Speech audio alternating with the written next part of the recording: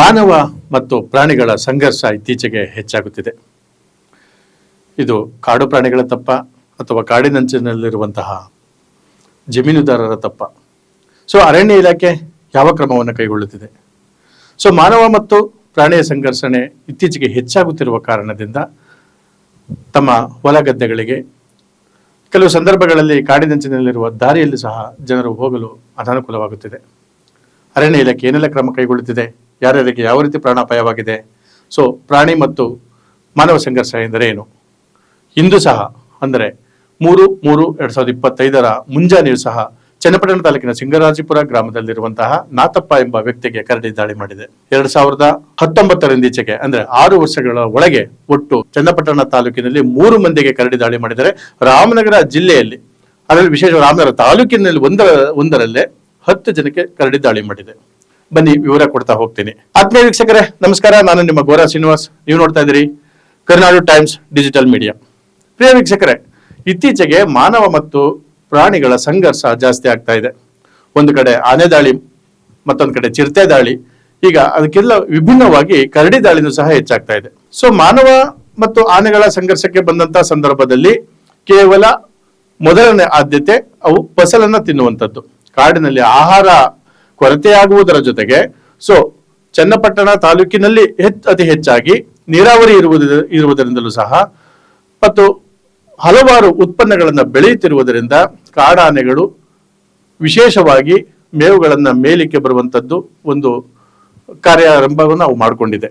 ಇತ್ತೀಚೆಗೆ ಹಲವಾರು ಆನೆಗಳನ್ನ ಕಾರ್ಯಾಚರಣೆ ನಡೆಸಿ ಹಿಡಿದಿದ್ದಾದರೂ ಸಹ ಇನ್ನೂ ಇರುವಂತಹ ಆನೆಗಳು ಬಹಳಷ್ಟು ಕಿರುಕುಳವನ್ನು ಕೊಡ್ತಾ ಇದೆ. ಇದರ ಜೊತೆಗೆ ಚಿರತೆ ದಾಳಿ ಅಂತ ಬಂದಾಗ ಬಹುತೇಕ ಚಿರತೆ ಇದುವರೆಗೂ ಜನರಿಗೆ ಅಂದ್ರೆ ಮಾನವರಿಗೆ ಮತ್ತು ನೇರ ಸಂಘರ್ಷ ಆಗಿರುವಂತದ್ದು ತುಂಬಾ ಕಡಿಮೆ. ಆದ್ರೆ ಪ್ರಾಣಿಗಳನ್ನ ಹೊತ್ತೊಯ್ದಿರುವಂತಹ ಘಟನೆಗಳು ನಮ್ಮ ನಡುವೆ ಹಲವಾರು ಇವೆ. ಕೋಳಿ ಫಾರಂಗೆ ನುಗ್ಗಿರುವಂತದ್ದು, ಮೇಕೆ ಫಾರಂಗೆ ನುಗ್ಗಿರುವಂತದ್ದು, ಜಾನುವಾರುಗಳನ್ನ ಮೇಯಿಸಲಿಕ್ಕೆ ಹೋದಂತ ಸಂದರ್ಭದಲ್ಲಿ ಮಾಡ್ಕೊಂಡೋಗಿರುವಂತದ್ದು, ಈ ತರ ಅನೇಕ ಕಡೆ ಚಿರತೆ ದಾಳಿ ನಡೆಸ್ತಾ ಇದೆ. ಮಾನವರು ಅದರಿಂದ ಹೆದರ್ಕೊಂಡು ಓಡಿರುವಂತಹ ದೃಶ್ಯಗಳಿದೆ ಹೊರತು ನೇರವಾಗಿ ಅಟ್ಯಾಕ್ ಮಾಡಿದ್ದು ತುಂಬಾ ಕಡಿಮೆ ಅಂತ ಹೇಳ್ಬೋದು. ಆದ್ರೆ ಈ ಕರಡಿ ಇದೆಯಲ್ಲ, ಕರಡಿ, ಮಾನವ ಮತ್ತು ಕರಡಿಯ ಸಂಘರ್ಷ ತುಂಬಾ ಜಾಸ್ತಿ ಆಗ್ತಾ ಇದೆ. ಕೊರೋನಾ ಆರಂಭ ಆದಂತಹ ಸಂದರ್ಭದಲ್ಲಿ 18/10/2019 ಚನ್ನಪಟ್ಟಣ ತಾಲೂಕಿನ ಅರಳಾಡುಸಂದ್ರ ಗ್ರಾಮದ ಗಿರೀಶ್ ಎಂಬ ವ್ಯಕ್ತಿಗೆ 2 ಕರಡಿಗಳು ದಾಳಿ ಮಾಡ್ತವೆ. ವಿಶೇಷ ಅಂದ್ರೆ ಒಂದೇ ಕರಡಿ ಜಾಸ್ತಿ ದಾಳಿ ಮಾಡಿದ್ರು ಸಹ 2 ಕರಡಿಗಳು ಒಟ್ಟಾಗಿ ಇರ್ತವೆ, ಒಂದು ಗಂಡು ಮತ್ತೆ ಒಂದು ಹೆಣ್ಣು. ಈ ಸಂದರ್ಭದಲ್ಲಿ ಕರಡಿ ಅತಿ ಹೆಚ್ಚು ದಾಳಿ ಮಾಡ್ತವೆ ಅನ್ನುವಂಥದ್ದನ್ನ ಅರಣ್ಯ ಇಲಾಖೆಯ ಅಧಿಕಾರಿಗಳು ತಿಳಿಸ್ತಾರೆ. ಯಾವಾಗ ಒಂದು ಹೆಣ್ಣು ಮತ್ತು ಒಂದು ಗಂಡು ಎರಡೂ ಒಂದು ಸಮನೆ ಇದ್ದಂತ ಸಂದರ್ಭದಲ್ಲಿ ಯಾವುದೇ ಮನುಷ್ಯನನ್ನ ಕಂಡ್ರೆ ಅಥವಾ ಇನ್ನಿತರ ಬೇರೆ ಪ್ರಾಣಿಯನ್ನ ಕಂಡ್ರೆ ಏಕಾಏಕಿ ಮುಗಿಬೀಳುವಂತ ಒಂದು ಛಾತಿಯನ್ನ ಕರಡಿಗಳು ಹೊಂದಿವೆ. ಆ ಹಿನ್ನೆಲೆಯಲ್ಲಿ ಸಂಜೆ ಸಮಯದಲ್ಲಿ ಗಿರೀಶ್ ತನ್ನ ಕೆಲಸ ಕಾರ್ಯವನ್ನು ಮುಗಿಸಿಕೊಂಡು ಜಾನುವಾರುಗಳನ್ನ ಮನೆಗೆ ಕರೆತರಬೇಕಾದ್ರೆ ಒಂದು ಕರಡಿ ದಾಳಿ ನಡೆಸಿ ಒಂದು ಕಣ್ಣು ಇಂದಿಗೂ ಸಹ ಸಂಪೂರ್ಣವಾಗಿ ನಾಶವಾಗಿದೆ. ಆ ಕಣ್ಣು ಅಂದ್ರೆ ಕಣ್ಣು ಕಾಣಿಸ್ತಾ ಇಲ್ಲ. ಒಂದು ಕಣ್ಣಿಗೆ ಸುಮಾರಾಗಿ ಪೆಟ್ಟಾಗಿದೆ. ಅದಲ್ಲದೆ ಆತನ ಅಂಗಾಂಗಗಳಿಗೂ ಸಹ ಸುಮಾರುಗಳು ಗಾಯಗಳಾಗಿದ್ದು ಆ ಸಂದರ್ಭದಲ್ಲಿ ಆತನಿಗೆ ಚಿಕಿತ್ಸೆ ಕೊಡಿಸಿ ಪರಿಹಾರವನ್ನು ಸಹ ಅರಣ್ಯ ಇಲಾಖೆ ನೀಡಿದೆ.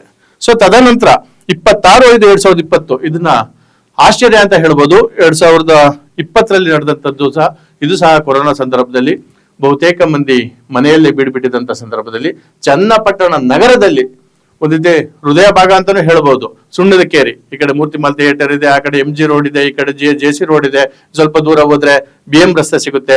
ಇಂಥ ಸಂದರ್ಭದಲ್ಲಿ ಮನೆಯ ಹಿಂಭಾಗ ಅವಿತುಕೊಂಡಿದ್ದಂತಹ ಒಂದು ಕರಡಿ ಸುಮಾರು ಮುಂಜಾನೆ 4:15 ಸಂದರ್ಭದಲ್ಲಿ ಸಾಕಮ್ಮ ಆಕೆ ಸಹ ಚನ್ನಪಟ್ಟಣ ನಗರದ ನಗರಸಭಾ ಸದಸ್ಯಾಗಿ ಅಂದ್ರೆ ಮಾಜಿ ಸದಸ್ಯೆಯಾಗಿದ್ರು. ಆ ಸದಸ್ಯ ಮೇಲೂ ಸಹ ಕರಡಿ ನಗರದೊಳಗಡೆ ಆಕೆಯನ್ನ ಬೆಚ್ಚಿ ಬೀಳಿಸುವಂತ ರೀತಿಯಲ್ಲಿ ದಾಳಿ ಮಾಡುತ್ತೆ. ಇಡೀ ಮುಖ ಸಂಪೂರ್ಣವಾಗಿ ನಾಶ ಆಗುತ್ತೆ. ಆಕೆಗೆ ಏನು ಕಾಣಿಸ್ತಾ ಇರುವಂತಹದ್ದು ಪ್ರಜ್ಞೆ ತಪ್ಪುತ್ತಾರೆ. ಆಕೆಗೆ ಇಡೀ ಮುಖ ಸಂಪೂರ್ಣ ವಿಕಾರವಾಗುತ್ತೆ. ಆ ಸಂದರ್ಭದಲ್ಲಿ ಆಕೆಗೆ ಪ್ಲಾಸ್ಟಿಕ್ ಸರ್ಜರಿಯನ್ನು ಸಹ ಮಾಡ್ತಾರೆ.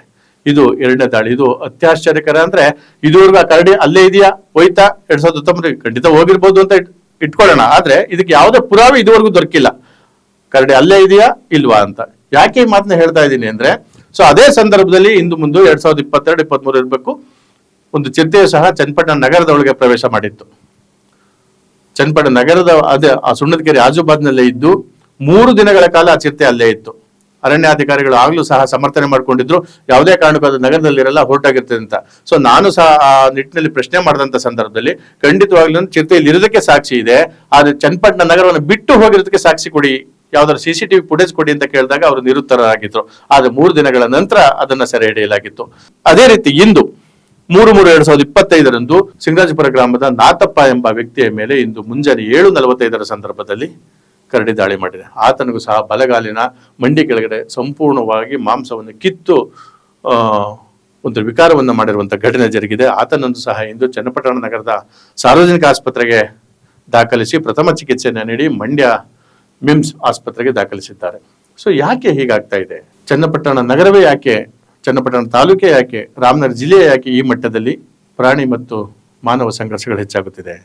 ಸೊ ಕಾಡು ನಾಶ ಆಗಿ ಕಾಡು ಕಡಿಮೆ ಆಗ್ತಾ ಬರ್ತಾ ಇರೋದು ಒಂದು ಕಡೆ ಆದ್ರೆ, ಕಾಡಿನಂಚಿನಲ್ಲಿರುವಂತಹ ಜಮೀನ್ದಾರರದು ಮತ್ತೊಂದೆಡೆ ಆದ್ರೆ, ಇವ ಆಹಾರದ ಕೊರತೆಯು ಎಲ್ಲೋ ಒಂದ್ ಕಡೆ ಎದ್ದು ಕಾಣ್ತಾ ಇದೆಯಾ?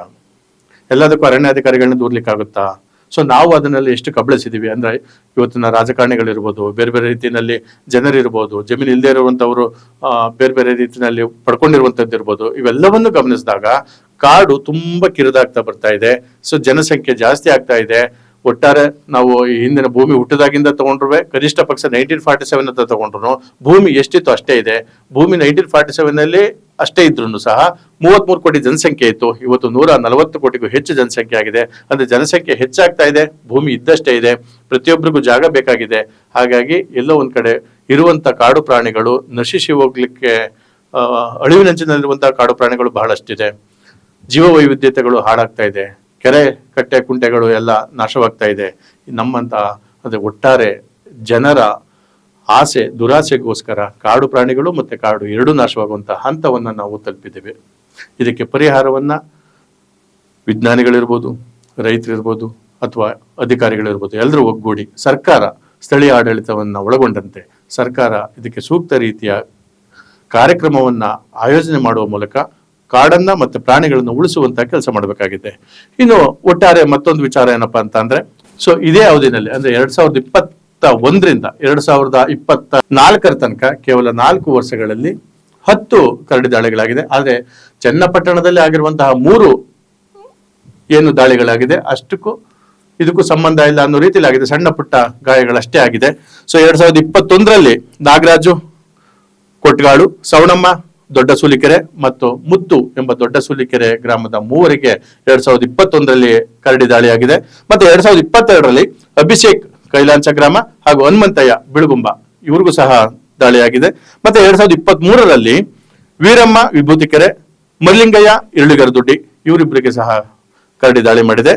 ಮತ್ತೆ ಕೊನೆಯ ಹಂತ ಈ ಹಿಂದೆ ಅಂದ್ರೆ 2024ರಲ್ಲಿ ಕೃಷ್ಣನಾಯಕ್ ಲಂಬಾಣಿ ದೊಡ್ಡಿ, ಪುಟ್ಟಮರಸ ಅಂಕನಹಳ್ಳಿ ಮತ್ತು ಚಿಕ್ಕಬೋರಯ್ಯ ಕೈಲಾಂಚ ಒಟ್ಟು 10 ದಾಳಿಗಳು ಕೇವಲ 4 ವರ್ಷದಲ್ಲಾಗಿದೆ. ಅದರ ಮಾರಣಾಂತಿಕ ಅನ್ನುವಂಥದ್ದು ತುಂಬಾ ಕಡಿಮೆ. ಅದು ಚನ್ನಪಟ್ಟಣದ ವಿಚಾರಕ್ಕೆ ಬಂದ್ರೆ ಆನೆ ದಾಳಿ ಆಗಿರ್ಬೋದು, ಕರಡಿ ದಾಳಿ ಆಗಿರ್ಬೋದು, ಚಿರತೆ ದಾಳಿ ಆಗಿರ್ಬೋದು, ಸೊ ಮೇಜರ್ಗೆ ಆಗ್ತಾ ಇದೆ. ಇದಕ್ಕೆ ನಾವು ನೀವೆಲ್ಲರೂ ಕಾರಣ ಅಂತ ನಾನು ಘಂಟಾಘೋಷವಾಗಿ ಹೇಳ್ಬೋದಾಗಿದೆ. ಹಾಗಾಗಿ ನಾವು ನಮ್ಮ ಜೊತೆ ಜೀವ ವೈವಿಧ್ಯತೆ ಇದ್ರೆ ಮಾತ್ರ ನಾವೆಲ್ಲರೂ ಬದುಕಲಿಕ್ಕೆ ಸಾಧ್ಯ. ಸೊ ಜೇನಿದ್ದರೆ ನಾವು ಅನ್ನುವಂತ ಒಂದು ಸುದ್ದಿಯನ್ನು ಸಹ ನಾನು ಹಿಂದೆ ಮಾಡಿದ್ದೆ. ಯಾಕಂದ್ರೆ ಜೇನು ಮತ್ತೆ ಮಾನವ ಬಹಳಷ್ಟು ಒಂದಕ್ಕೊಂದು ಸಂಬಂಧ. ಇವತ್ತೇನಾದ್ರು ನಾವು ಜೇನು ಇಲ್ಲ ಅಂತ ಅಂದ್ರೆ, ಎಲ್ಲೂ ಜೇನೆ ಕಾಣಿಸ್ಲಿಲ್ಲ ಅಂದ್ರೆ ಮಾನವ ಕುಲ ಇಲ್ಲ ಅನ್ನುವಂಥದ್ದು ವೈಜ್ಞಾನಿಕವಾಗಿ ಸಾಬೀತಾಗಿದೆ. ಆ ಹಿನ್ನೆಲೆಯಲ್ಲಿ ಪ್ರತಿಯೊಂದು ಜೀವಿಯನ್ನು ಉಳಿಸುವ ಕಾರ್ಯ ಮನುಷ್ಯನಿಂದ ಆಗ್ಬೇಕು. ಆ ಹಿನ್ನೆಲೆಯಲ್ಲಿ ಎಲ್ಲರೂ ಎಚ್ಚೆತ್ತುಕೊಳ್ಬೇಕು. ಮತ್ತೆ ಮತ್ತೊಂದು ಕಾರ್ಯಕ್ರಮದ ಮೂಲಕ ತಮ್ಮ ಮುಂದೆ ನಮಸ್ಕಾರ.